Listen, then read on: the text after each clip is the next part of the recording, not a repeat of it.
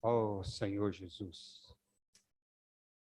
Senhor, nós te agradecemos porque o Senhor nos trouxe aqui nessa noite.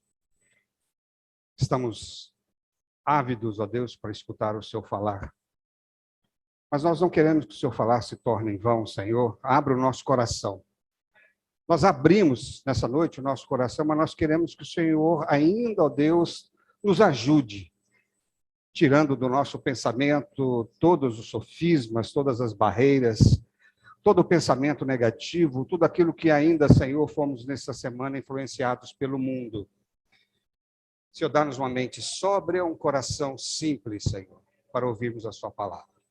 Abençoa todos que estão presentes aqui, Senhor. Abençoa-nos com a sua palavra e agracia-nos, ó Deus, com o teu Espírito Santo. Obrigado, Senhor. Aleluia.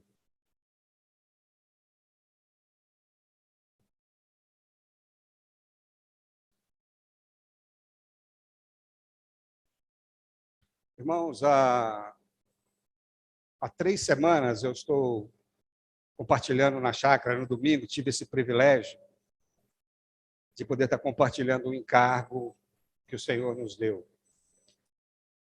Eu não sei se todos os irmãos aqui, acho que nem todos puderam ir à chácara, e eu gostaria de dar continuidade a esse encargo e, se possível, terminar esse encargo hoje, mesmo porque nós vamos ter as reuniões agora referentes ao alimento diário, né? E que o Senhor nos abençoe. Para os irmãos que não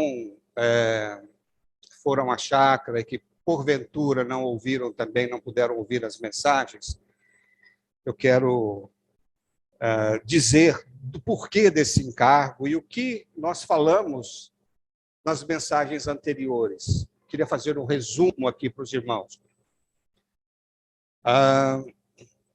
Desde que eu li Romanos, capítulo 5, versículo 17, é que brotou esse encargo no meu coração. Não que eu não tivesse lido esse versículo antes, mas tudo tem o tempo do Senhor. E o Senhor nos mostra no seu devido tempo. Queria só ler com os irmãos, capítulo 5 de Romanos, versículo 17, que diz: se pela ofensa de um e por meio de um só reinou a morte, muito mais os que recebem a abundância da graça e o dom da justiça reinarão em vida por meio de um só, a saber, Jesus Cristo. Irmãos, vocês já receberam a abundância da graça? Hein? Nós já recebemos a abundância da graça. E fala aqui que os que recebem a abundância da graça e o dom da justiça reinarão em vida por meio de um só, a saber, Jesus Cristo. Nós podemos reinar em vida por meio de Jesus Cristo. Reinar em vida, porque só Jesus é essa vida que está em nós e nós podemos reinar hoje. Hoje, para que nós possamos reinar no mundo que há de vir. Nós não vamos reinar no mundo que há de vir se nós não tivermos essa experiência hoje, irmãos. E aqui está dizendo que nós podemos reinar em vida. Quando eu descobri isso, irmãos, o Senhor clareou, o Senhor iluminou. Irmãos, eu passei a ter mais esperança viva. Eu passei a entender que eu posso reinar sobre todas as coisas, porque o Senhor já nos deu essa condição.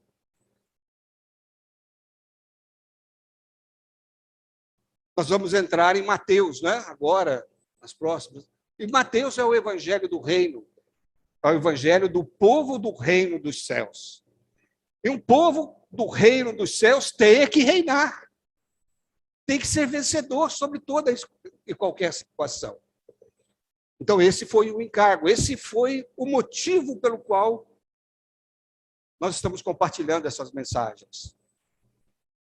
Reinar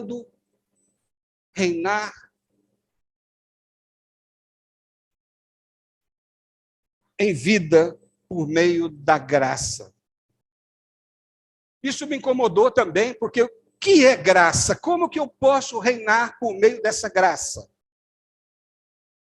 Como que eu posso reinar por meio dessa graça? A graça que para mim era uma coisa que era meio abstrata. O que é graça? Graça é favor imerecido de Deus. Mas como que eu vou governar, como que eu vou reinar em vida através de um favor imerecido? Compartilhando com os irmãos que graça realmente significa isso, um favor imerecido. Não é verdade? É um favor imerecido. Nós ganhamos, mas esse favor que nós ganhamos, ele é muito grande, é muito mais do que simplesmente um favor que nós damos dar graças a Deus e glorificar a Deus porque nós ganhamos algo que nós não merecíamos. Deus foi muito mais gracioso. Deus foi muito, muito mais abundante do que eu pensava. Eu comecei a ler os versículos que falam sobre graça. E o primeiro versículo está em Efésios capítulo 1, versículo 5, que fala que ele nos predestinou para a filiação. Então Deus tem um objetivo, que é nos predestinar, que nos predestinou para a filiação. O que é filiação? É tornar um filho de Deus, que tem a vida de Deus, mas que tem a maturidade para herdar aquilo que Deus vai dar para os seus filhos. Então Deus quer filhos maduros. Esses homens perversos que estão no mundo, que nós éramos mortos dos nossos delitos e pecados, seguíamos o curso desse mundo, éramos inimigos de Deus, Deus nos fez seus filhos, nos deu a sua vida, e agora Deus quer nos amadurecer, nos tornar filhos maduros para herdar aquilo que Ele tem para herdar. Então, Deus tem um propósito. Deus nos predestinou para a filiação. E em Romanos 8 fala que esse amadurecimento, ele vem através da conformação que Deus faz em nós à imagem do seu Filho. Cristo foi o Filho unigênito de Deus. Ele se tornou o homem, Jesus, que amadureceu. Jesus não era somente Deus, ele era Deus e homem. E como homem, ele amadureceu na sua experiência, nós compartilhamos que ele crescia em graça diante de Deus e diante dos homens. Ele amadureceu. E ele venceu todas as coisas e está sentado à direita de Deus. E Deus quer fazer com que esse Jesus, que era o unigênito Filho de Deus, o único Filho de Deus, se torne o primogênito. Quer dizer, Deus está nos conformando a cada um de nós a imagem do seu Filho. Todos nós, esse Cristo que está lá na glória hoje, ele é um modelo, ele é uma forma em qual todos nós estamos conformados a ele. Deus, então, esse Filho que está lá na glória, hoje fala que tem um homem na glória, não tem? Deus vai nos levar para a glória com a imagem do seu Filho. Por isso que fala em Romanos que todas as coisas cooperam para o bem daqueles que amam a Deus, daqueles que são chamados segundo o seu propósito, e que nós somos conformados à imagem do seu Filho. Então, todas as coisas, irmãos, cooperam para o nosso bem, porque Deus está nos conformando, está nos dando a forma do seu Filho através das situações. Deus está nos conformando. Deus nos predestinou para isso, conformar e nos tornar filhos maduros. É a filiação, é o propósito de Deus. E Efésios, capítulo 2, versículos 9 a 10, fala que ele vai nos conformar, assim como um artista faz a sua obra-prima. Fala em Romanos 2:10 que nós somos feitura dele, quer dizer, nós somos a obra-prima de Deus, e Deus está trabalhando em nós, está nos esculpindo a imagem do seu Filho mediante a graça. Não é por obra que nós vamos ser salvos, não é por obra que nós vamos ser conformados à imagem de Deus, é tendo o trabalhar de Deus em nós, mediante o seu Filho. Fala que vai ser pela graça, não por obras, para que ninguém se glorie, mas pelo trabalhar de Deus em nós. Então, irmãos, alguma situação que acontece na nossa vida, nós precisamos, dar graças ao Senhor. E entender que é uma situação que Deus está nos dando a oportunidade de nos encher com Ele mesmo, com essa graça que vai nos conformar à imagem do seu Filho. Quer dizer, na medida em que nós precisamos superar as adversidades que nos ocorrem, à medida que nós precisamos vencer as situações ao nosso redor, nós vamos em busca dessa suficiência que é esta graça, e Deus vai nos conformando à imagem do seu Filho, Deus vai nos esculpindo. E fala, irmãos, que Deus irá manifestar essa graça para o universo. Essa graça que salvou o homem mais pecador, o mais vil, transformou esse homem perdido, filho de Satanás, em filho de Deus, e transformou esse homem à imagem do Filho de Deus. Tudo isso mediante a graça. E fala lá em Efésios 6 que vai ser para louvor da glória da sua graça. Essa graça que Deus vai mostrar para o universo todo, isso vai ter um louvor, essa graça vai ser louvada. E 2,7 fala que Deus vai mostrar nos séculos vindouros a suprema riqueza da sua graça.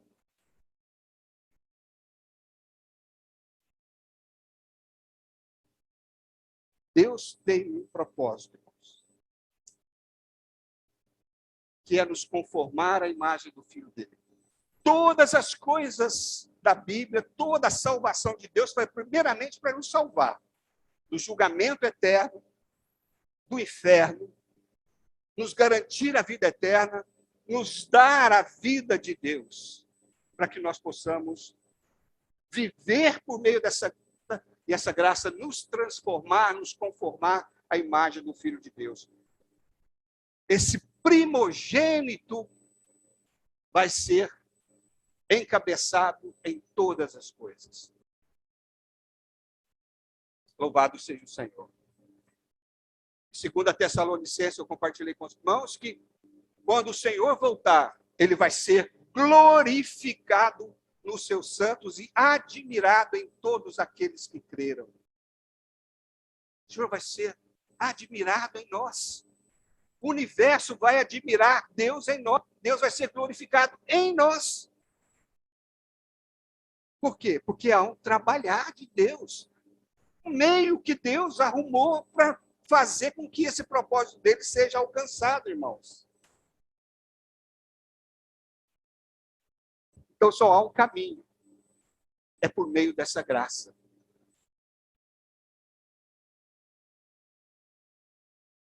Eu tentei explicar para os irmãos o que é essa graça.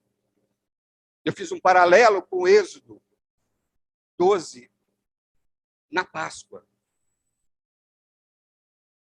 Êxodo 12 fala sobre a Páscoa.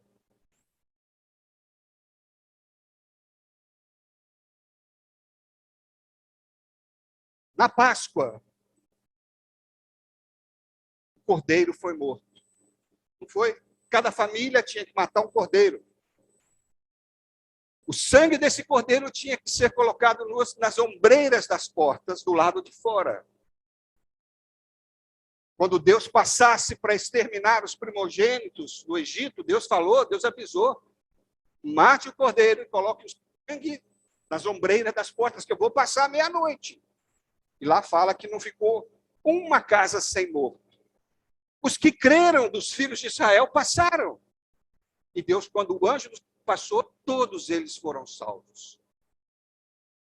O sangue do cordeiro foi passado nas ombreiras, Deus julgou e foi salvo o povo que creu.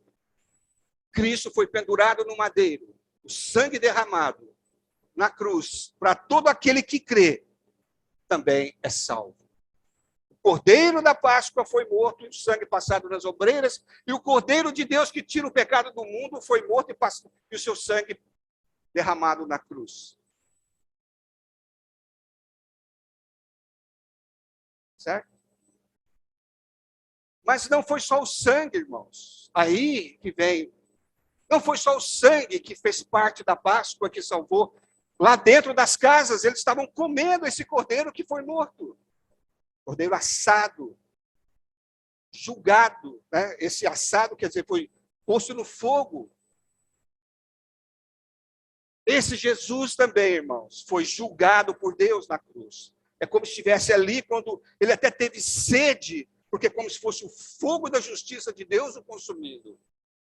Esse Jesus, que era o Cordeiro de Deus que tira o pecado do mundo, foi morto ali, mas esse cordeiro não simplesmente ficou na cruz, ele morreu, ressuscitou e tornou-se o Espírito que dá vida, e como pão, como nós podemos comer também esse Cristo como cordeiro de Deus. Ele falou, quem de mim se alimenta, por mim viverá. Aquele que comer da minha carne e beber do meu sangue, esse tem parte comigo. O cordeiro da Páscoa não era só para o sangue, era para ser comido, como sustento daquele povo que ia ser liberto do Egito. Esse Cristo não somente morreu na cruz, mas ele também se tornou o nosso cordeiro comestível, o pão vivo que desceu do céu para nos sustentar, para nos dar o sustento, para nos ser a nossa vida, vivermos por meio dele. E é interessante que lá, em Êxodo capítulo 12, versículo 21, fala que quando entardecer, imolai a Páscoa. Esse cordeiro ele foi chamado de a Páscoa. Êxodo 12, 21, né? Imolai a Páscoa. Esse cordeiro ele se tornou a Páscoa. Ele se tornou o sangue derramado, ele se tornou o cordeiro que foi comido, ele tornou-se o pão, asmo, as ervas da amarga, todo aquele processo da Páscoa. Esse cordeiro se tornou isso. O cordeiro era a Páscoa. Fazendo analogia, esse Cristo que nós temos hoje é a graça. Ele não somente morreu na cruz, mas ele se tornou o nosso sustento, ele se tornou o cordeiro comestível para nos sustentar e nós vivermos através dele. O que eu quero dizer com isso, irmãos? É para que nós tenhamos a nossa convicção, que nós tenhamos nosso entendimento do que é a graça. Não é somente um favor imerecido, é um favor imerecido, mas esse favor imerecido nos trouxe a salvação eterna e nos trouxe a provisão necessária para nós vivermos. Assim como o povo do Egito teve que comer o cordeiro para poder sair e andar alguns dias só com aquele cordeiro, nós hoje somos supridos por Cristo para sairmos desse mundo, para andarmos por esse mundo e sermos supridos em todas as nossas necessidades. Se nós conseguimos enxergar isso, que a graça é esse Cristo, Gálatas 2:20 fala assim, não eu mais quem vivo, mas é Cristo que vive em mim. E em Coríntios fala que já não sou eu, mas a graça de Deus comigo, mostrando que essa graça é a mesma coisa que o Cristo. Cristo é a graça de Deus. Aquele cordeiro que estava lá na Páscoa se tornou a Páscoa. E esse Cristo que foi morto se tornou a graça para nós. Ele é a graça que nós precisamos. Louvado seja o Senhor.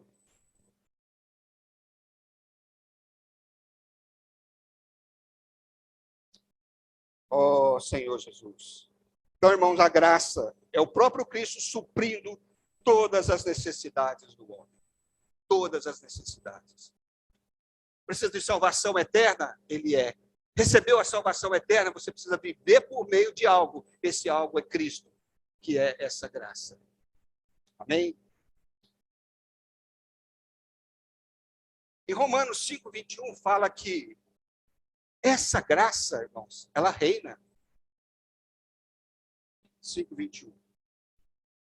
Fala assim, a fim de como o pecado reinou pela morte, assim também reinasse a graça pela justiça para a vida eterna, mediante Jesus Cristo. Fala que essa graça reina. Essa obra da graça, que é esse Cristo que fez toda a obra, esse Cristo tornou a obra. Aquele cordeiro não tornou a Páscoa? Aquilo foi uma obra de Deus. Sem o cordeiro não haveria nada como ter a Páscoa. Aquele cordeiro tornou-se a Páscoa e Cristo tornou-se a graça. Aquele cordeiro tornou-se a obra da graça. E esse Cristo, a obra da Páscoa, e esse Cristo tornou-se a obra da graça. Essa graça reina. A obra da graça reina sobre todas as coisas. Aqui está falando que, no versículo 20, está dizendo assim, veio a lei para que eu voltasse à ofensa. Mas onde abundou o pecado, superabundou a graça. Essa graça reina, irmão, porque aonde tem pecado, e essa graça reina, essa graça chega, ela reina sobre aquela situação. Se nós estamos pregando o evangelho onde trevas, onde há pecado, e nós falamos dessa obra de salvação, essa graça reina. A pessoa chega diante do Senhor, você fala, olha, você precisa aceitar o Senhor, precisa aceitar Jesus como seu Salvador, Ele morreu por você. A pessoa aceita, ela é recebida imediatamente. Por quê? Porque essa obra da graça já cumpriu a justiça de Deus, e esse homem é aceito diante de Deus. Falei com os irmãos, Deus não aceita o pecador só quando ele está de bom humor, não, porque existe uma obra que foi feita, que ela é eterna, ela é suficiente, ela é toda inclusiva. Então, essa obra da graça, que é o próprio Senhor se tornando tudo isso, irmãos, ela reina. Ela reina sobre todas as coisas. A obra da graça é muito superior ao pecado e à morte, porque ela tem eficácia eterna e é prevalecente sobre o pecado e a morte. Onde tem pecado e tem morte, chega a graça, ela prevalece, irmãos, por causa dessa obra maravilhosa do Senhor. Porque você está dando o próprio Senhor para as pessoas. Louvado seja. E aqui eu vi também, né? Romanos 5,17, eu li com os irmãos. A abundância da graça que recebemos faz a graça, nos faz reinar em vida sobre todas as situações. Reinar em vida por meio de Jesus Cristo, que é a nossa salvação e a nossa suficiência. Ele é o nosso Cordeiro, Ele é a nossa Páscoa, Ele é a nossa graça.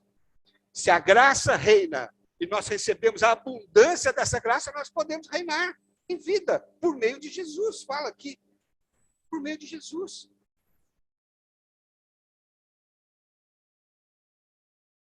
Irmãos, eu não vou reinar no mundo que há de vir, vivendo de qualquer jeito aqui, sendo subjugado pelas coisas, irmãos. Eu vou reinar lá, porque eu posso reinar hoje. Irmãos, pensa, Deus já determinou que Ele vai fazer essa obra em nós, e que Ele vai cumprir o seu propósito por meio dessa graça. Então não tem outro caminho. Os irmãos entendem isso? Não tem outro caminho a não ser por meio de Jesus Cristo. A obra toda de Jesus não tem. E nós já recebemos a abundância dessa graça. Nós podemos reinar em vida sobre toda e qualquer situação. Então Deus tem um propósito que é a filiação. Deus já providenciou um meio para alcançar esse propósito que é a sua graça, e nós podemos reinar em vida por meio dessa graça. Esse é o resumo. Deus tem um propósito, a filiação. Deus já providenciou um meio para alcançar essa filiação, que é a graça, e nós hoje podemos reinar em vida. Um dia tudo isso vai ser manifestado, irmãos. Romanos fala que a criação, ela geme.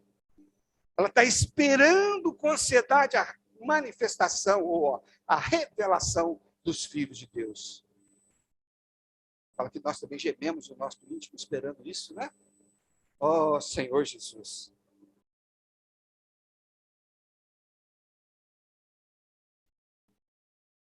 Bom, nós falamos isso, tá certo? Compartilhando com os irmãos. Estou repetindo aqui, irmãos, para que a gente possa entender isso, entender. Saímos ainda do nosso conceito de graça, que às vezes é tão baixo, que nós só ficamos no louvor da graça e nós não nos apossamos disso como a nossa suficiência, como o nosso tudo. Eu queria fazer um parâmetro, um adendo aqui.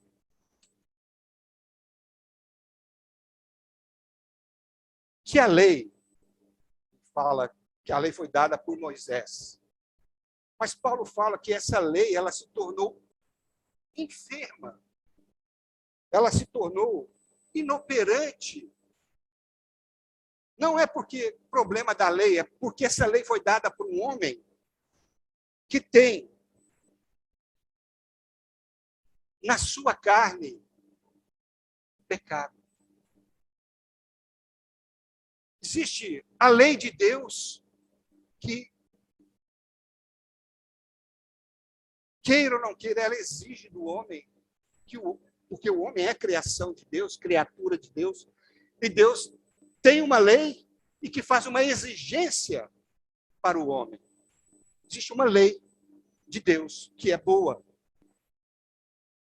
Romanos também fala que existe uma lei que está na nossa mente e que ama essa lei de Deus e que quer fazer a vontade de Deus.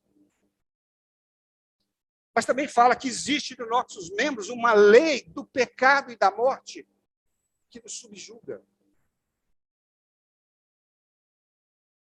Por isso, no nosso corpo de pecado, a Bíblia chama de corpo do pecado, existe uma lei que é contra a lei de Deus. Nós queremos fazer o que Deus quer, mas nós não conseguimos. Por quê? Por causa do pecado, da natureza pecaminosa que está em nós.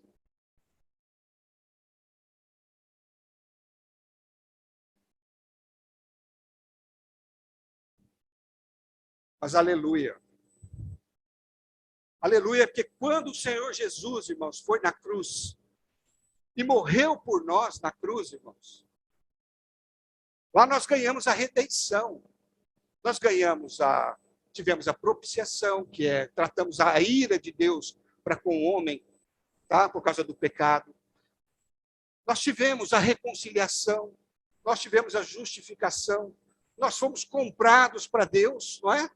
Então, a obra na cruz nos deu a redenção, mas por outro lado também, meus irmãos, que além da obra da cruz, ela nos deu tudo isso.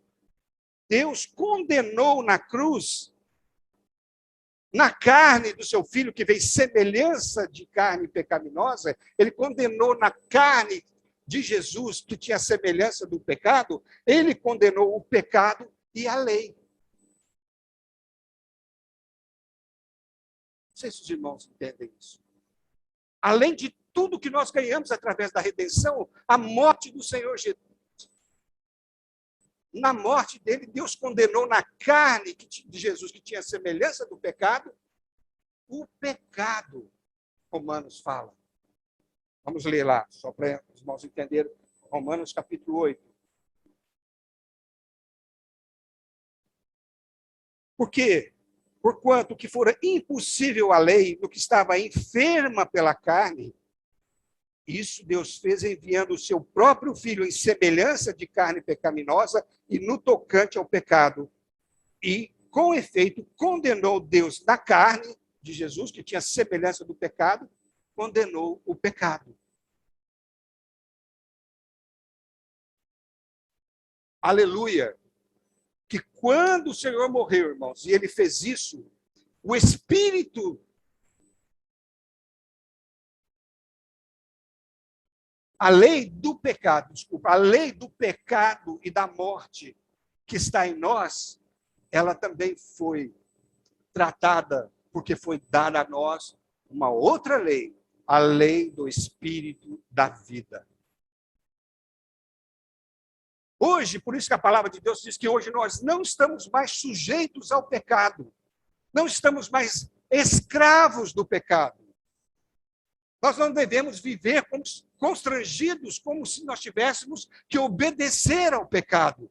Nós temos dentro de nós a lei do Espírito da vida, que combate a lei do pecado e da morte. No nosso membro, irmãos, isso não quer dizer que nós não vamos pecar. Isso quer dizer que existe uma lei dentro do nosso ser hoje, irmãos, que é a lei do Espírito da vida, que quando nós não temos mais saída para lado nenhum, nós, Senhor Jesus, isso é como um elevador que nos leva, irmãos, para as alturas. Não devemos esquecer, dentro do nosso ser, na nossa carne habita ainda o pecado, mas no nosso espírito aí tem a lei do Espírito e da vida. Por que eu estou dizendo isso? Porque aqui no versículo 4 fala assim, ele condenou, Deus na carne o pecado, a fim de que o preceito da lei se cumprisse em nós, que não andamos segundo a carne, mas segundo o Espírito. Fala que a lei de Deus estava enferma por causa da carne e do pecado. A lei que Deus faz, que Deus fez, irmão, não tem operosidade em nós, porque a carne do nosso pecado rejeita.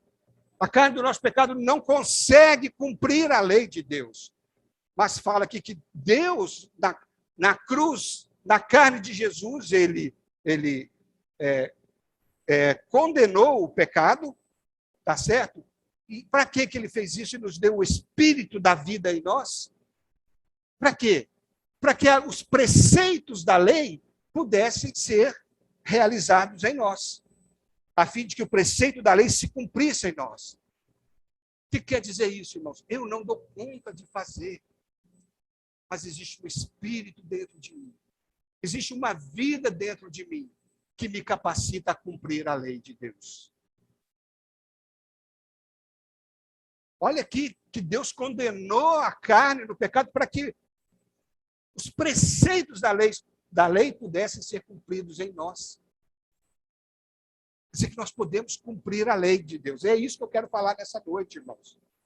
Se nós temos hoje essa graça dentro de nós, nós ganhamos esse espírito, irmãos, por meio dessa graça. Nós ganhamos Deus triuno para dentro de nós por meio dessa graça. Nós ganhamos a lei do Espírito da vida por meio dessa graça. Tudo isso, toda essa obra, irmãos, é a obra da graça, que é o próprio Senhor. É difícil a gente entender isso, mas o Senhor é tudo. Na Bíblia fala que ele é a propiciação pelo nosso pecado, mas também fala que ele é o próprio propiciatório. E que ele é o próprio sacrifício do propiciatório, o sangue derramado no propiciatório. Então ele é tudo. Lá na Páscoa ele era o cordeiro que derramou o sangue, era o cordeiro que era comido, eram as ervas amargas, era o pão asmo. Ele era a pedra que seguia no deserto. Ele era lá o santo dos santos que estava, tudo é ele. Então essa obra da graça é o próprio Senhor com toda a sua obra como suficiência para nós. Louvado seja o Senhor. Oh, Senhor Jesus. Oh, Senhor Jesus.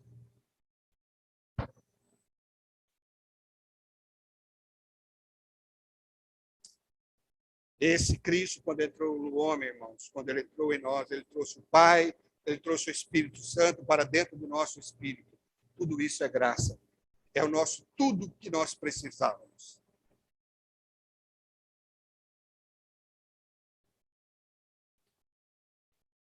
Senhor Jesus.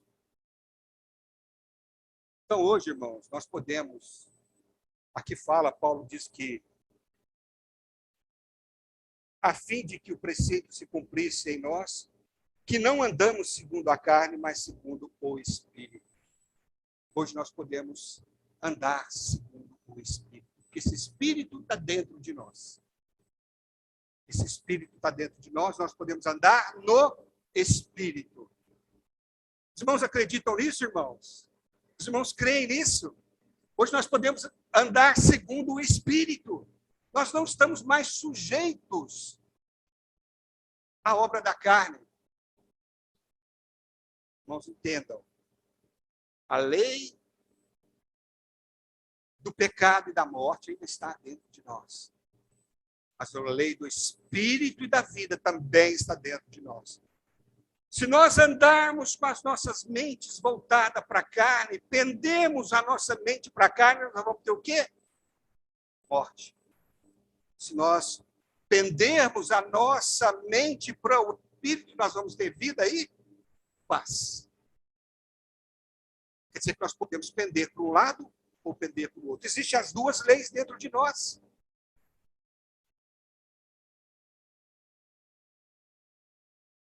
A nossa vitória, o nosso reinar, é proporcionalmente. A gente fala que é inversamente proporcional, estou dizendo que é diretamente proporcional às vezes que nós nos achegamos ou que nós nos apossamos dessa obra da graça. Nós andamos no Espírito ou nós andamos na carne? Nós pendemos para o Espírito ou nós podemos andar na carne? É uma opção nossa. Se você quer reinar em vida, pensai nas coisas lá do alto. Buscai as coisas lá do alto. Quer reinar em vida? Exercita o Espírito. Aqui fala que a fim de que o preceito da lei se cumprisse em nós, que não andamos segundo a carne, mas segundo o Espírito. Quer dizer, a lei ela só vai ser cumprida em nós quando nós estamos no Espírito. Não na carne. Jamais vamos conseguir. Louvado seja o Senhor. Irmãos, se nós podemos reinar em vida, nós podemos reinar sobre as situações em que nós vivemos diariamente. Irmãos, e nós temos que pensar, temos que ter a consciência de que nós somos hoje um povo do reino. Nós vamos falar sobre Mateus. A palavra de Deus, em Colossenses, diz que ele nos libertou do império das trevas. E não nos deixou simplesmente libertos do império das trevas e nos deixou no mundo, não. Fala que ele nos transportou para o reino do Filho do seu amor. Existe um trono hoje que nos governa. Existe um reino hoje que nós temos parte, que nós andamos, que é o reino dos céus. O Senhor Jesus, quando começou o seu ministério, ele diz, arrependei-vos, porque o quê? Está próximo o reino dos céus. Quando chegou em Atos, irmãos, dos apóstolos, o reino dos céus desceu. O Espírito Santo desceu e trouxe tudo que é celestial para a terra. O Espírito veio e trouxe tudo que é celestial, todo o governo dos céus para nós. Fala que então nós recebemos esse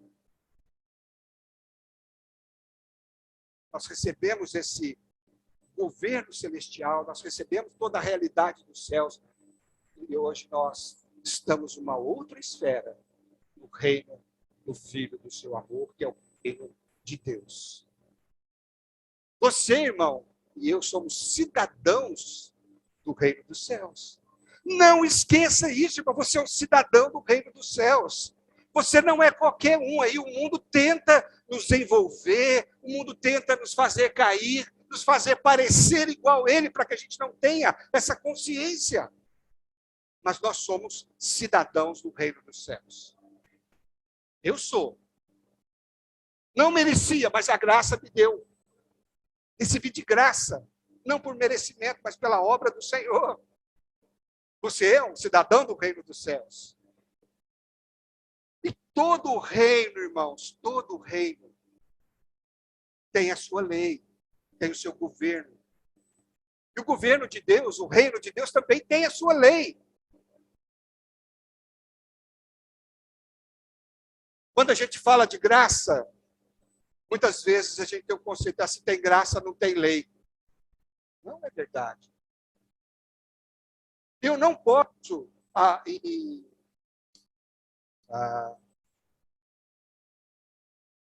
fala aqui, perdi aqui, que o fim da lei é Cristo.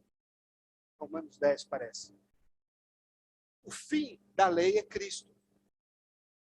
Porque Cristo cumpriu a lei para nos justificar. Então, nós não temos que cumprir a lei para nos justificarmos. Nós não damos conta, a nossa carne está enferma. Nós não dávamos conta de cumprir a lei para sermos justos, mas Cristo cumpriu a lei de Deus. Ele cumpriu e a sua morte substitutiva na cruz, cumpriu por nós. Quando nós cremos essa morte substitutiva, nós nos tornamos justos. Então, Cristo, ele cumpriu. Ele falou, eu não vim revogar a lei. Eu vim cumprir a lei. Para quê? Em meio do cumprimento da lei, nós pudéssemos ser justificados. Isso não quer dizer que nós não temos lei. Após sermos justificados, nós temos que andar como pessoas justas, um padrão elevado de moralidade. fato de recebermos a graça não anula a lei de Deus. Muito pelo contrário. Aqui está falando que nós fomos, que a fim de que o preceito da lei se cumprisse em nós. A lei é para ser cumprida por nós. Tanto que quando o Senhor Jesus veio, Mateus 5, 6 e 7, ele elevou o padrão da lei. Por que ele elevou o padrão da lei? Porque até então, naquele momento, a lei que era muito para o povo, agora se tornou pequena para nós, tornou-se baixa para nós, que somos pessoas do reino dos céus, com uma vida elevada, com algo que Deus deu, com uma vida de ressurreição, com essa graça que nos capacita a viver. Então, irmãos, a lei, a graça não anula a lei como um modo de vida, mas a graça anula a lei como justiça. Nós não devemos ou queremos praticar a lei para sermos justificados, mas praticarmos os mandamentos do Senhor para vivermos dignamente o reino dos céus. Você acha que nós não precisamos de lei? Tira a lei do mundo. Tira a lei de trânsito. É o caos. O homem ainda é homem. Mas mesmo sendo homem, consegue cumprir essas leis, muito mais nós, irmãos, que temos o Espírito de Deus, podemos cumprir a lei de Deus. Ele cumpre a lei de Deus em nós. Essa graça nos sustenta, é Ele quem faz em nós. O Senhor falou que sem mim, nada podeis fazer. Nós sabemos que nós só somos ramos. Não é verdade? Bom, Mateus 5, eu queria falar de coisas práticas. É nessas coisas práticas, irmão, que nós somos muitas vezes derrotados. E são nessas coisas práticas que nós precisamos reinar sobre essas coisas. Quando nós reinamos sobre uma situação, irmãos, dependendo do Senhor, entendendo que é só por meio dessa graça que nós vamos vencer e reinar sobre as coisas, a graça de Deus é magnificada, ela é exaltada e Deus é glorificado. Não é verdade? Mateus 5, vamos ler.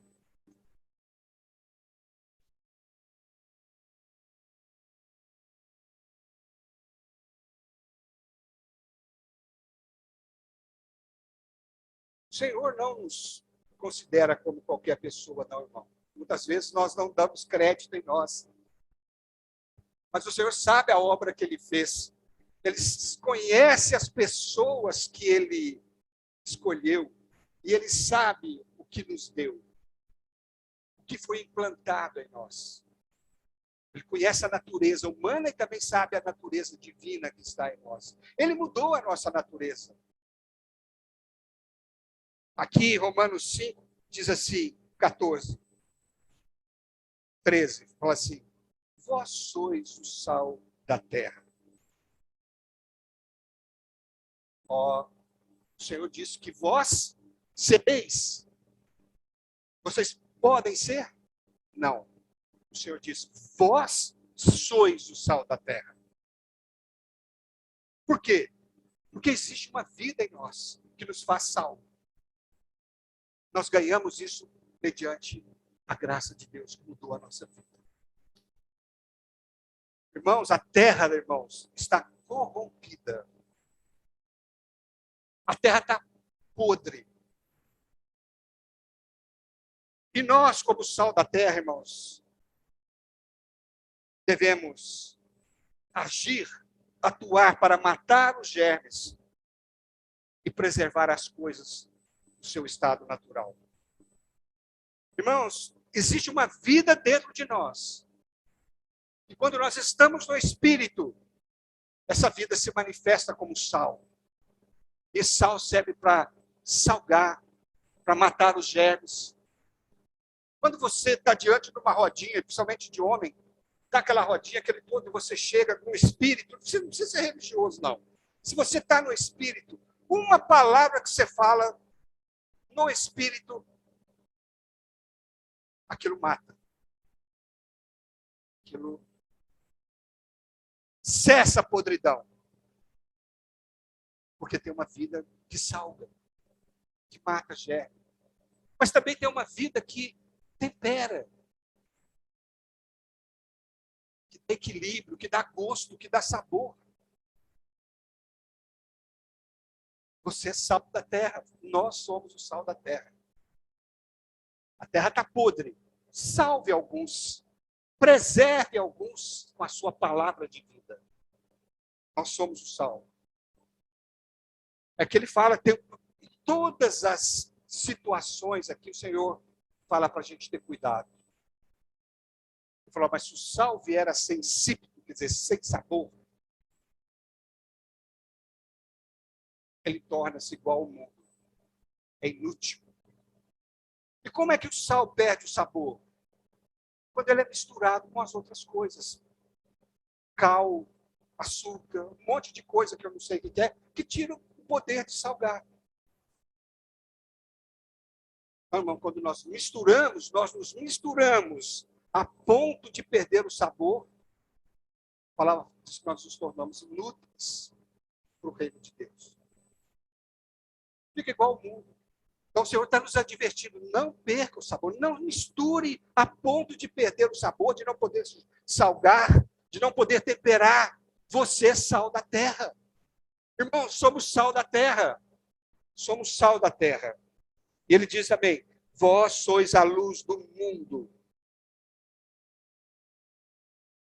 O mundo está em trevas, irmãos. Se existe uma luz nesse mundo aqui, somos nós. Se existe uma luz nesse mundo, irmãos, somos nós que temos a luz da vida dentro de nós. E a luz serve para quê? Para dissipar as trevas, para iluminar. Onde tem treva e você chega com uma palavra da luz, as trevas são dissipadas. As coisas são manifestas. Por isso, irmãos, é que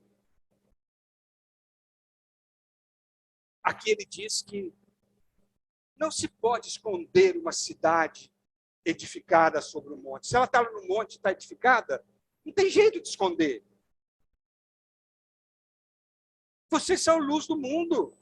A pessoa vai ver. E nem se acende uma candeia e coloca no alqueire, quer dizer, debaixo de uma lata. Não, você tem que colocar no velador. Vocês são a luz do mundo. Vocês têm que brilhar. Não deixe essa luz apagar. Vocês são a luz do mundo. Nós somos a luz do mundo. Para dissipar as trevas. Irmãos, isso é, por um lado, a gente fica incrédulo para saber, incrédulo que o Senhor nos deu tal vida que tem o poder de influenciar o mundo. Mas o Senhor está falando. Nós cremos na palavra de Deus. O Senhor falou assim, aquele que me segue não andará nas trevas, pelo contrário, terá o quê? A luz da vida. Se nós seguimos o Senhor, andamos com o Senhor, nós temos a luz da vida. Essa luz não somente dissipa as trevas, mas ela dá vida para as pessoas. Dá vida para nós, dá vida para as pessoas. Oh, Senhor Jesus. Então, irmãos, uma cidade edificada é como uma igreja edificada. Todo mundo vai ver. É uma expressão exterior para todo mundo ver. E uma candeia acesa que alumia dentro de casa, somos nós individualmente que iluminamos as pessoas que estão ao nosso redor. Nós somos isso. Somos essas pessoas. O Senhor está dizendo para nós tomarmos posse disso. O Senhor está dizendo para nós, eu já te dei tudo que você precisava, já fiz em você tudo que eu preciso, já te dei. Você é sal da terra, você é luz do mundo. Não dependeu nada de você, você se tornou isso porque eu estou em você. Amém. Aqui fala que para que os homens vejam as nossas boas obras e glorifiquem ao nosso Pai que está no céu. São as nossas obras, irmãos, de sermos sal da terra e luz do mundo que vai glorificar a Deus. As nossas boas obras. E as nossas boas obras nós só podemos ter à medida em que nós andamos no Espírito, nós desfrutamos dessa obra da graça. Louvado seja o Senhor. Caminhando aqui, diz assim: não penseis que vim revogar a lei e os profetas. Não vim para revogar, não, vim para cumprir. Porque, em verdade, vos digo que até o céu e a terra passem, nenhum i ou tio jamais passará da lei, até que tudo se cumpra, até o final do milênio. A lei não vai passar. Aquele, pois, que violar um desses mandamentos, pois que dos menores e assim ensinar aos homens, será considerado mínimo no reino dos céus. Aquele, porém, que os observar e ensinar, esse será considerado grande no reino dos céus. Porque vos digo, se a vossa justiça não exceder em muito a dos escribas e fariseus, jamais entrarei no reino dos céus. O Senhor disse quem nós éramos. E agora o Senhor está dizendo aqui, ó, eu não vim revogar a lei, eu vim cumprir, para trazer a justiça. E vou dizer alguma coisa para vocês. Essa lei que eu cumpri ficou pequena, ficou baixa em relação à lei que eu vou dar para vocês. Por quê? Porque o que eu dei para vocês é muito superior, é muito capaz de fazer cumprir essa lei. Eu em vocês vou cumprir. Eu em vocês vou ser. Eu em vocês farei. Então, irmãos, é por meio desse Senhor que nós só podemos fazer e viver. Irmãos, eu estou compartilhando isso porque Mateus 5, 6 e 7 talvez sejam os capítulos da Bíblia que a gente menos lê, ou que quando a gente lê como uma história de um povo que não somos nós. Isso não é para mim. É verdade ou não é? Mas agora, sabendo que nós temos em nós, irmãos, sabendo que essa graça já nos foi dada, e que Ele em nós que cumpre isso, e que tudo que Ele fez é para fazer com que essa lei se manifeste em nós, que andamos no Espírito, nós podemos entender que isso é para mim, que é para nós. Nós precisamos entender que sem Ele, nada nós podemos fazer. A lei não acabou, mas que sem Ele, nós não podemos cumprir. Tá certo, irmãos? Louvado seja o Senhor. E eu estou falando de coisas agora, irmãos, que nós vamos falar de coisas do nosso dia a dia. Fala assim,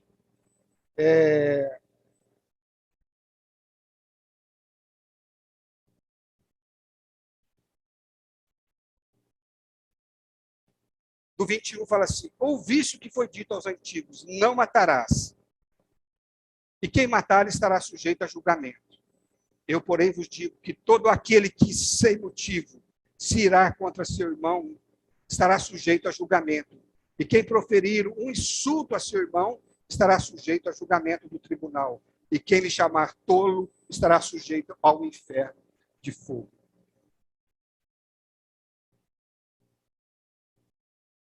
O Velho Testamento fala para não matar fisicamente. Ele lá fala que ele não podia matar. Mas, às vezes, isso não matar significava, às vezes, eu não vou matar ele, não. Mas o que ele me fez merece uma boa surra. Ou espancá-lo verbalmente a ponto de acabar com o ego da pessoa. Ou dar-lhe um castigo doloroso. Ó, bate nele, mas não mata, não, porque se matar, eu vou estar sujeito. Mas pode descer um porrete nele. Porque o que ele me fez, isso é no mínimo que ele merece. Isso era no Velho Testamento. Agora ele diz o quê?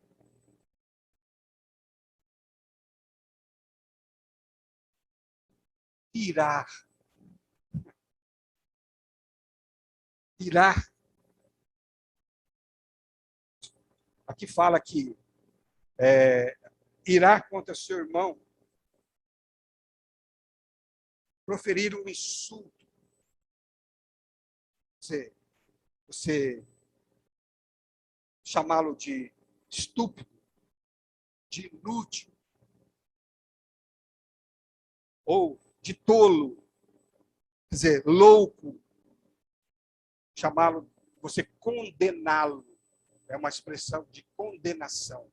Muitas vezes a gente ir a tal ponto com uma pessoa, família, marido, esposa, irmão, alguma coisa, que a gente não tem coragem de matar, não. Mas que a gente despreza.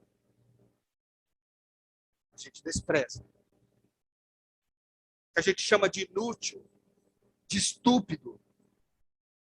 Ou muitas vezes a gente condena esse irmão, você vai pagar por isso. Você não vai sair dessa bom, não. Irmãos, aqui o Senhor, e é um princípio de Mateus 5, o Senhor trata com a raiz. A ira pode te levar a matar. Né? A gente fica tão irado que a gente chega a querer matar a pessoa. Mas aqui, irmão, está dizendo que nós não devemos desprezar. Nós não devemos manifestar desprezo e condenação entre as pessoas, entre os irmãos. Isso aqui é reprovado duramente pelo Senhor. Como que nós vamos desprezar alguém dizendo que ele é inútil, que ele é insignificante, se o Senhor não comprou? Se é do Senhor, é propriedade do Senhor. Nós vamos condenar algum irmão, alguma pessoa, principalmente os irmãos, como nós vamos condenar se é o Senhor é quem justifica? Não cabe a nós, irmãos. O Senhor está tratando com a raiz do problema. Certo? Não ire. A palavra de Deus diz, irai-vos e não pequeis. Não se ponha o sol sobre a vossa ira. Muitas vezes nós ficamos irados, mas não vamos deixar que essa ira, ela vá para o outro dia. Vamos tratar isso, vamos procurar tratar isso. Vamos chegar diante do Senhor. Irmãos, o nosso coração tem que estar cheio de graça, cheio de perdão, irmãos. Não é fácil essas coisas no nosso meio, mas são essas coisas mínimas que nos derrotam, é ou não é? São essas coisas que nos levam para baixo, nos fazem ter inimizades. Quando eu li para os irmãos semana passada que quando Barnabé chegou na igreja lá chegou na igreja de Antioquia, que ele viu a graça da igreja. O que é graça na igreja? É o perdão, é o amor. O que é graça na igreja? É o sentimento de irmandade, de saber que esse povo pertence ao Senhor e não a mim. Eu não tenho poder, que eu não tenho liberdade para desprezar e nem condenar ninguém. Em casa, irmãos, na família, cuidado com os sentimentos de ira. Às vezes nós ficamos irados, mas vamos tratar. Não se ponha, não se põe o sol sobre a nossa ira, em Efésios 4, 26. E nem fala lá depois, nem deis lugar ao diabo. Quando nós não tratamos essa ira, nós damos lugar ao diabo. E o Senhor fala forte aqui, ó. Ele diz que quando nós chamamos alguém, nós estaremos sujeitos ao julgamento do tribunal ou sujeito ao inferno de fogo. Quer dizer, isso é o julgamento de Deus, não é o inferno da coisa, mas o julgamento de Deus. Nós podemos, né, ser julgados pelo Senhor se nós levarmos isso conosco e não tratarmos. Queria contar uma experiência que eu tive hoje. Eu tenho uma vizinha muito idosa já, e a Eliane estava cuidando dela. Ela estava chorando lá na porta, outro dia caiu e tal. E ela falou para a Eliane, Eliane, eu preciso ir lá pedir perdão para o Nélio. A Eliane falou, o que aconteceu? Não, eu preciso lá pedir perdão porque teve uma época em que eu fui lá na sua casa, eu fui lá diverti-lo, queria dar um conselho para ele não beber, porque ele estava bebendo demais. A Eliane falou, Ela confundiu com alguém, eu não sei, só sei que aquilo estava incomodando ela comigo. Ela achou que era eu. E que ela chegou lá em casa no portão, na grade, e que eu não abri o portão para ela. E que ela ficou com raiva de mim. Ficou, já tem alguns anos, que ela trazia aquilo no coração dela, e que ela falou, precisava pedir perdão para mim, porque ela estava chateada comigo, que ela estava me odiando, que ela tinha virado a cara para mim. Ela chegou lá e tal, e eu conversei, falou, olha, eu não me lembro disso. A senhora me perdoa? Ah, mas você não vai ficar bravo, você não ficou bravo de eu estar te falando? Não, pelo contrário, eu estou alegre. E a senhora, eu estou alegre demais. Agora tirou um peso do meu coração, que tinha alguns anos, eu carregava isso, queria falar com você e não conseguia. Irmãos, uma pessoa que é incrédula foi pedir perdão porque tinha um sentimento para comigo. Eu não sabia. Se eu soubesse, eu tinha ido lá para comer, mas eu não sabia. Mas ela falou, eu não quero morrer e levar isso comigo. Olha. E ela saiu de lá e falou, estou saindo daqui feliz, leve. Irmãos, quando a gente trata a situação, é assim. Nós tiramos o peso do nosso coração. Nós tratamos o problema, irmãos, e para você pedir perdão para uma pessoa, não é fácil, irmão. Não, nós precisamos de quê? De graça.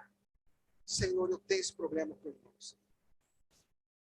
Eu irei e tal. Senhor, eu quero matar aquele irmão. Quero matar aquela pessoa. Senhor, mas eu sei que eu não posso. Nem posso ficar irado. Vou lá pedir perdão. Eu quero lá tratar esse problema. Senhor, mas eu não dou conta. Sinceramente, Senhor, eu não dou conta de chegar lá, mesmo sabendo que eu estou errado, mesmo sabendo que eu estou certo, ir lá pedir perdão. Não dou conta. Minha graça te basta. Irmãos, o Senhor já providenciou um meio de nós vivermos uma vida digna. Aqui fala da reconciliação. Se nós formos fazer a nossa oferta e lembrar que alguém tem alguma coisa contra nós, nós devemos deixar a nossa oferta no altar, reconciliar e depois voltar. O que é esse altar? O que é essa oferta? É o altar de comunhão, não é o altar para pecado, para tratar com os pecados, mas o altar da comunhão com Deus. Quantas vezes nós estamos em comunhão com Deus, o Espírito Santo nos ilumina, que tem algum problema ali também, como essa senhora, tem algum problema ali com o irmão. Eu tenho que ir lá tratar esse problema para depois voltar a ter comunhão com Deus. Senão, irmão, nós vamos ficar com aquilo a vida inteira no nosso coração, pesando. Então, o Senhor sempre está dizendo aqui, da reconciliação. Vai logo enquanto você está no caminho.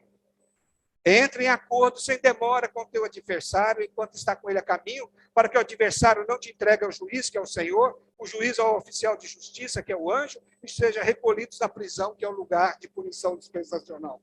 Em verdade, vos digo que não sairei dali enquanto não pagares o último centavo. Irmãos, em todas essas situações, o Senhor deu advertência para nós, mostrando que o povo do reino, irmãos, está sujeito a uma punição dispensacional. Lá em Apocalipse 2, 11, parece que fala que é o vencedor, ele não sofrerá o dano da segunda morte. O dano da segunda morte. Vai ter uma segunda morte? Nós não vamos ter, mas nós podemos sofrer o dano da segunda morte. Por que o Senhor fala isso, irmãos? É porque o que Ele deu já é suficiente para que nós não precisemos passar por essas coisas. A graça, a obra da graça é suficiente para que nós possamos vencer todas essas coisas. Tem um problema com o irmão? Trata, busca a graça. Tem problema com a mulher, tem problema com o marido? Trate. Tem problema com alguém de reconciliação? Vai reconciliar. Não deixe essas coisas ferver no seu coração. Isso nos mata. Por isso, muitas vezes, a nossa comunhão com Deus ela é muito rasa, é muito superficial. Irmãos, somos cidadãos do reino dos céus. ganhamos essa graça, nós podemos reinar em vida. Podemos reinar sobre essa situação. Toda e qualquer situação. Irmãos, eu vou demorar mais uns 5 minutos, eu tenho que acabar aqui. Diz aqui, ouviste o que foi dito, não adulterarás. Eu, porém, vos digo, quer que olhar para uma mulher com intenção impura no coração, já adulterou com ela. Não adulterar é uma ação exterior. Não olhar com intenção impura é a intenção do coração. Uma questão da lascívia e da concupiscência que está em nós. Não vamos deixar a concupiscência e a lascívia no nosso coração.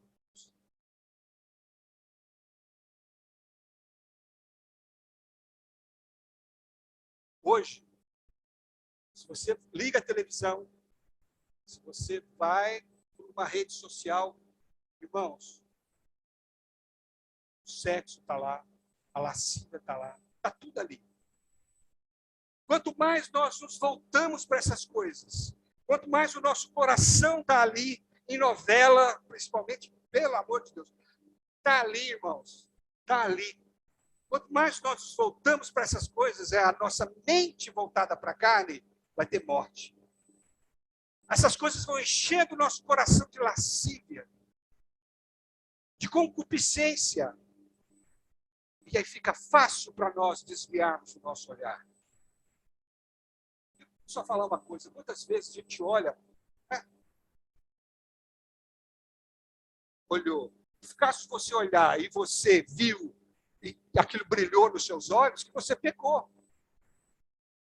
Conscientemente, ou indevidamente, ou de uma forma que você não queria, você olhou. Agora, olhou. Peraí. Que isso, hein? Você volta de uma maneira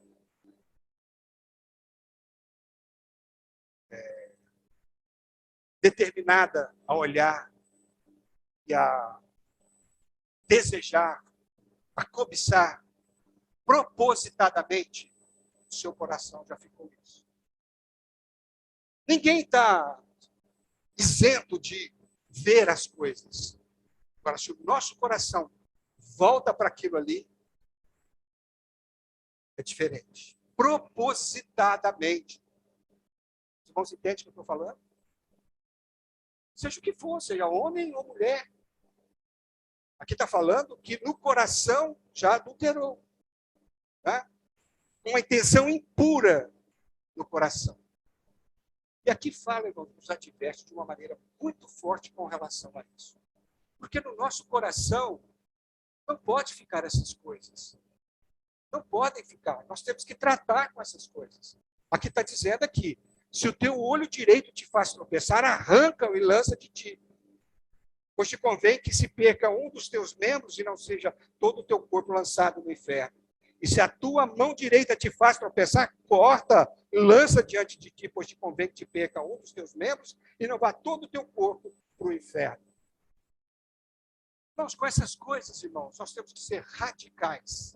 Aqui não é literal, evidentemente. Aqui mostra a nossa atitude. Arranca o olho e corta a mão. Quer dizer, toma uma atitude drástica. Não fica achando que você é forte. Não fica achando que é só mais uma olhadinha, que é só mais uma tentaçãozinha. Não. José, por exemplo, o que ele fez com a mulher de Potifar? Você acha que ele ficou ali quando ela... Ah, não me pega não sei o quê, não sei o quê. Papá. Não. O que ele fez? Quando ela foi para cima dele, ele cascou fora. Tomou uma atitude, ela puxou a túnica dele, que serviu de testemunho contra ele, de prova falsa. Mas ele tratou aquela situação de uma forma correta, de uma forma contundente. Irmãos, vamos ser contundentes nas coisas, vamos ser absolutos pelo Senhor.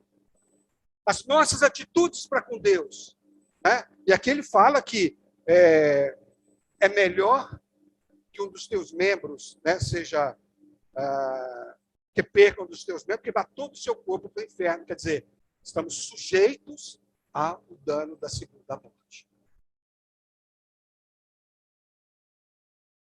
Então, o Senhor está tratando todos esses aspectos, o Senhor trata com a raiz. Não deixe, irmãos, não deixe. Aqui está falando, vai falar sobre divórcio.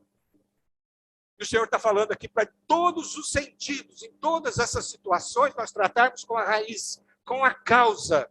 Não trate com os efeitos, porque com os efeitos, às vezes nós não temos mais tempo, não vai ter mais jeito, a coisa azedou de tal ponto que nós vamos ser subjugados por essa situação. Trate a causa. A causa do adultério é a cobiça. Não deixe a cobiça, porque fala lá em Tiago que a cobiça, ela dá a luz ao pecado e o pecado gera a morte. Se nós não tratarmos a causa, vira cobiça. E a cobiça, ela seduz, ela concebe dar a luz ao pecado e o pecado gera a morte. Romanos fala, se viverdes segundo a carne, caminhais para a morte, mas pelo Espírito mortificardes os feitos do corpo, certamente vivereis. E Colossenses 3 fala que fazei, pois, morrer a vossa natureza terrena, que é a prostituição, a impureza, a paixão lascívia, o desejo maligno e a avareza, que é a idolatria. Aqui ele está falando para fazer morrer. Tem a nossa cooperação. Se nós estamos andando no Espírito, andamos na carne. Irmãos, por que eu estou falando tudo isso, irmãos? Porque nós podemos reinar em vida. Existe uma graça hoje que nos capacita a todas essas coisas, irmãos. Nós não podemos viver de maneira derrotada, sempre derrotados, sempre caindo em pecado, justificando, às vezes, as nossas atitudes e as nossas ações, justificando pelas nossas fraquezas. Nós temos a fraqueza no nosso corpo, mas nós temos o Espírito que dá vida dentro de nós. Nós temos a lei do Espírito da vida. Nós temos a graça suficiente para nós reinarmos sobre todas as situações. Irmãos, vamos tratar a causa dos problemas. Deixar, passarinho pode até rodear a nossa cabeça, mas deixar fazer ninho na nossa cabeça é nossa responsabilidade. Espanta, arranca qualquer graveto, trata com a situação. Depois, você vai ver o tanto de cocô de passarinho aqui, você vai ver passarinho, né, piando na sua cabeça o tempo inteiro, tirando o seu sossego, que às vezes não dá mais tempo. Isso é a mesma coisa, irmãos, para a questão do divórcio. Quantos divórcios hoje na vida da igreja? Quantos divórcios hoje no meio do povo de Deus, irmãos? Aqui diz assim, perdoa, irmãos, também foi dito, aquele que repudiar a sua mulher, dê-lhe carta de divórcio. Eu, porém, vos digo, qualquer que repudiar a sua mulher, exceto em caso de relações sexuais ilícitas, expõe a mulher a ser adúltera. E aquele que casar com a repudiada comete adultério.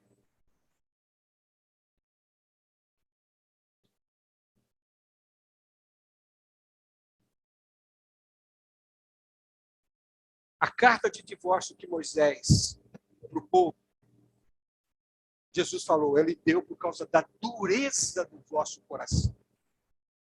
Não era assim desde o princípio. Mas Moisés permitiu por causa da dureza do vosso coração. Não foi segundo o desígnio de Deus desde o princípio. Porque, irmãos, Deus, na verdade, irmãos, Deus abomina o repúdio. Lá em Malaquias, capítulo 2, se eu não vou ler, depois os irmãos leiam. Malaquias, capítulo 2, versículos de 13 a 16, fala que Deus foi testemunha da aliança entre o homem e a mulher, e que depois fala que ele repudia, que ele abomina, que ele odeia o repúdio, a carta de divórcio, por causa da dureza do nosso coração. Irmãos, nós recebemos um coração de carne, nós recebemos um coração que é o coração do Senhor. O Senhor Jesus aqui estava dizendo, irmãos, que você só pode repudiar da carta de divórcio no caso de relação sexual ilícita, de adultério. Você pode, se você quiser. É o único. Aqui o Senhor falou. Mas em Romanos fala também que se o marido ou a mulher morrer, você está livre. Viúvo pode arrumar um outro matrimônio. E ele disse também que se você é crente, se converteu, e a sua mulher ou o seu marido quiser ir embora, deixe-o ir. Deus nos chamou à paz. São essas 3 condições.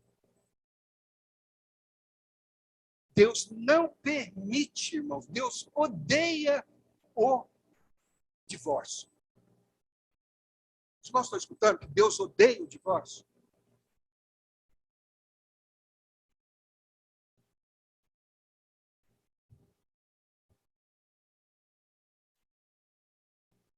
Eu não aguento mais essa mulher. Não aguento mais esse marido. Quando chega a esse ponto, irmãos, é porque a coisa já não trata. O sol põe-se sobre a ira. Dorme de costa um para o outro. Não busca a graça de Deus para poder resolver os problemas entre si. Quando pessoas casam no mundo e vêm para a igreja, às vezes até, né, casou de um jeito, não sei o quê.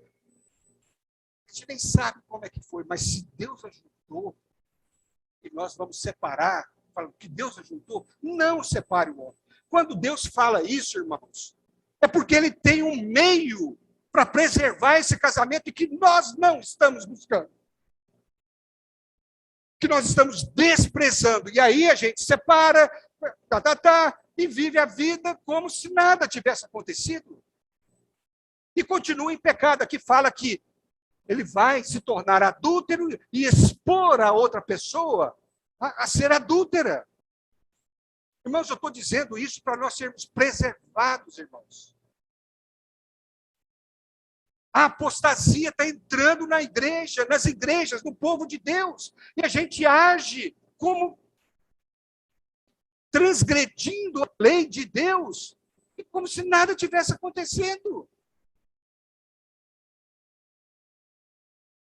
Nós vamos chegar depois diante de Deus lá e dizer, Deus vai falar assim para nós, você não viu na palavra que não era para separar? Por que se separou? Eu vou dizer para Deus, né? Deus, a sua graça não foi suficiente para mim, não. Você acha que Deus vai aceitar isso? Na verdade, irmãos, nós não buscamos a graça de Deus para resolver esses problemas. O problema entre casais acontece. Mas o que nós precisamos é pedir perdão, é perdoar, é tratar a situação. Mesmo que a gente não consegue, nós não conseguimos, Senhor, eu estou aqui diante do trono da graça para poder achar socorro nessa situação. Senhor, me ajuda. Eu não tenho condição de perdoar, eu não tenho condição de receber perdão. Todos nós estamos sujeitos, irmãos, a errarmos pessoalmente como marido e mulher. Nós somos cidadãos do reino dos céus. Deus está dizendo para nós, eu tenho algo, eu tenho um meio que você pode cumprir tudo o que eu estou estabelecendo. Irmãos, me perdoe pelo horário, mas se Deus nos mostrou que por meio da graça nós podemos reinar, irmãos, nós podemos reinar. Nós podemos reinar contra o nosso inimigo, nós podemos reinar contra as situações do mundo, contra o adultério, contra o pecado, contra o divórcio. Nós podemos reinar, irmãos. Nós podemos ir lá na causa, lá na raiz do problema. Não deixe para depois, porque depois nós nem vamos querer a graça de Deus para resolver isso. Principalmente marido e mulher. Resolvam os problemas. Tratem os problemas. Busquem a graça de Deus, a suficiência de Deus para resolver a situação. Não deixa a coisa azedar. Não deixa o passarinho fazer ninho na sua cabeça. Depois fica muito difícil, quase que impossível. Irmãos, às vezes a nossa fé é muito...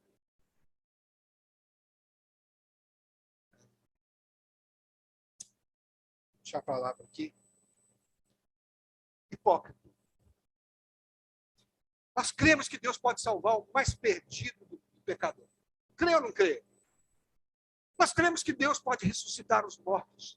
Que Ele pode chamar a existência as coisas que não existem. Nós falamos isso, que é o Deus que eu creio. Mas Deus não pode resolver o meu problema. Porque depende de mim. De eu ir à cruz. De eu negar o meu ego. E para isso eu preciso de graça. Eu preciso ir ao trono da graça. Onde que é o trono da graça, irmãos? O trono da graça não está lá no céu só, não. Está lá, mas está dentro do nosso espírito. Eu voltar para o espírito. Aí eu dizer, Senhor, tem misericórdia, Senhor, eu não dou conta. Mas a palavra do Senhor disse que eu tenho que fazer isso. A palavra do Senhor disse que eu não posso fazer isso. O Senhor me supre. O Senhor falou que é para eu não fazer. O Senhor deu isso como lei da vida para mim. Eu quero fazer. Eu quero obedecer.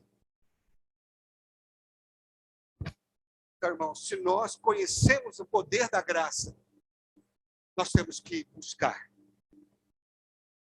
Nós temos que exigir de Deus o suprimento de graça para mim.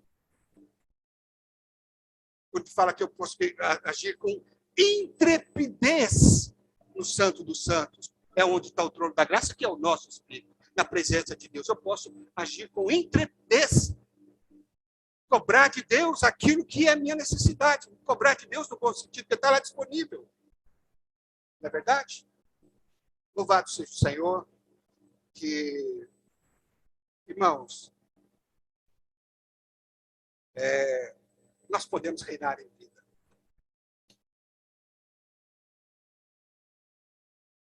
Nós podemos reinar em vida, irmãos. Nós podemos reinar sobre toda e qualquer situação. Porque o que já nos foi dado, irmãos, é grandioso demais.